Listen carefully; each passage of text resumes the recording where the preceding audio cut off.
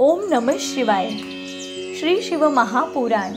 श्री पुराण पुरुषोत्तमाय नमः। श्री गणेशाय नमः। श्री शिव महापुराण विश्वेश्वर संहिता। अध्याय पहिला। कलियुगातील लोकांचे आचरण। ध्यान मंत्र।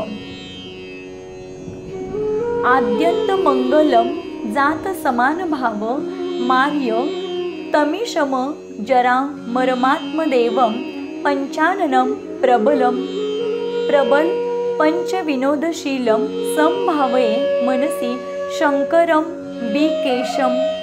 अर्थ, जे आधीपासून अंतापर्यंत आहेत, जे नित्य मंगलमय आहेत, ज्यांची कशाशीही तुलना अथवा समानता करता येत नाही, अर्थात जे एकमेव आहेत, जे आत्म्याच्या स्वरूपाला प्रकाशित करतात, ज्यांना 5 मुखे आहेत, जे सहजगत्या जगाची रचना, पालन, संरक्षण, संहार, लय, संपूर्ण विध्वंस, पुनरुत्पत्ती हे 5 प्रबळ कर्मे करतात, त्या सर्वश्रेष्ठ अजरामर उमापती भगवान शंकरांचे मी मनोमन चिंतन करतो। श्री गणेशाय नमः। व्यास म्हणाले, प्रयाग क्षेत्र पुण्यमय आहे। गंगा आणि यमुना या 2 महानद्यांचा पवित्र संगम असलेली महान धर्म भूमी आहे। येथूनच ब्रह्मलोकी जाण्याचा मार्ग आहे। एकेकाळी वयोवृद्ध, तपोवृद्ध आणि ज्ञानवृद्ध अशा काही श्रेष्ठ ऋषी मुनींनी त्या ठिकाणी एक विशाल यज्ञ करण्याचे ठरवले।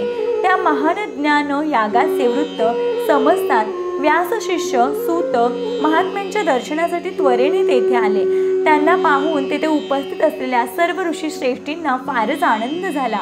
त्या सर्वांनी सुतांचे प्रसन्न मनाने स्वागत केले, त्यांचे उत्तम आदरातिथ्य केले।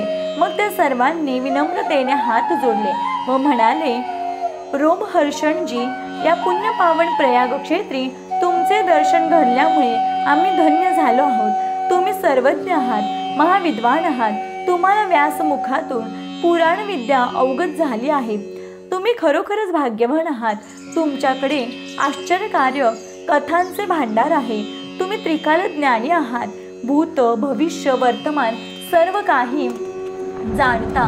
तुम्ही कल्याण करणारे आहात, उत्तम वक्ते आहात। तुमचे आगमन हे आमच्यासाठी मोठी पर्वणीच आहे। या संधीचा आम्ही नक्की लाभ घेणार। आम्हाला तुमच्याकडून सर्वांच्या हितासाठी बऱ्याच गोष्टी जाणून घ्यायच्या आहेत, बरेच काही ऐकायचं आहे। त्यामुळे तुमच्या इथे येण्याचे सार्थक होईल।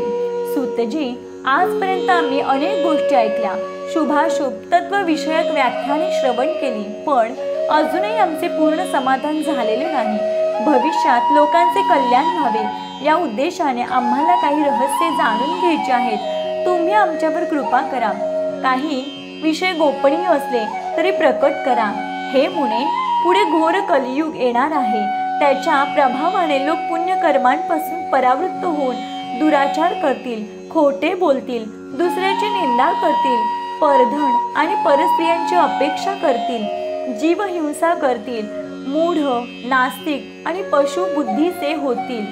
वेदांनी प्रतिपादन केलेली वर्णाश्रम धर्म व्यवस्था पूर्णतः कोलमडून पडेल। लोक स्वार्थबुद्धीने प्रेरित होऊन स्वधर्माचरणाचा त्याग करतील, सुखप्राप्तीसाठी विपरीत आचरण करतील, वर्ण संकर होऊन त्यांचे पतन होईल, परिवार एकसंग राहणार नाहीत, समाज विस्कळीत होईल, नैसर्गिक आपत्तीने प्रजांचा मोठ्या प्रमाणावर नाश होईल, जीवितहानी बरोबर भयंकर वित्तहानी होईल, ब्राह्मण लोभी होतील, ते वेद विक्रय करून उपजीविका चालवतील, पैशासाठी विद्याभ्यास करतील, मदोन्मद होऊन दुसऱ्यांना फसवतील, स्नान संध्यादी ब्रह्मकर्माचा त्याग करतील, ब्रह्म ज्ञानशून्य होतील, क्षत्रिय स्वधर्माचा त्याग करून कुसंगी, पापी आणि व्यभिचारी होतील, शौर्य सोडून चौर्य कर्म, चोऱ्या माऱ्या करतील, शूद्रांसारखे वागतील, कामाधीन होऊन राहतील,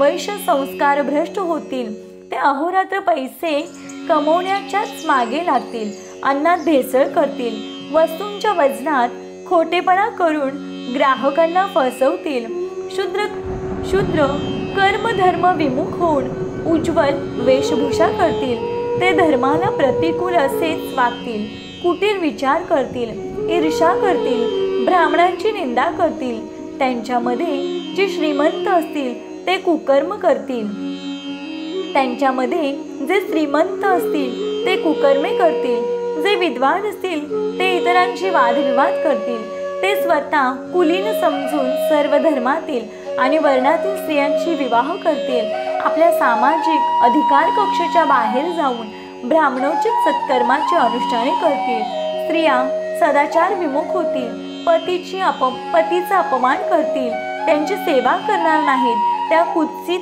बोलतील, तसेच हावभाव करतील, सासू सासऱ्यांशी भांडतील, थोरा मोठ्यांचा आदर करणार नाहीत, त्या हट्टी होतील, आपलं तेच खरं करतील. सूतजी, अशा प्रकारे कलिप्रभावाने ज्यांची विवेकबुद्धी नष्ट झाली आहे, ज्यांनी वर्णाश्रम धर्माचा त्याग केलेला आहे, अशा पथभ्रष्ट लोकांना इहलोकी व परलोकी सुख शांती कशी मिळणार, त्यांचा उद्धार कसा होणार, या चिंतेने आमचे मन सदैव व्याकुळ असते. मुनिवर्य, परोपकारासारखा दुसरा श्रेष्ठ धर्म नाही.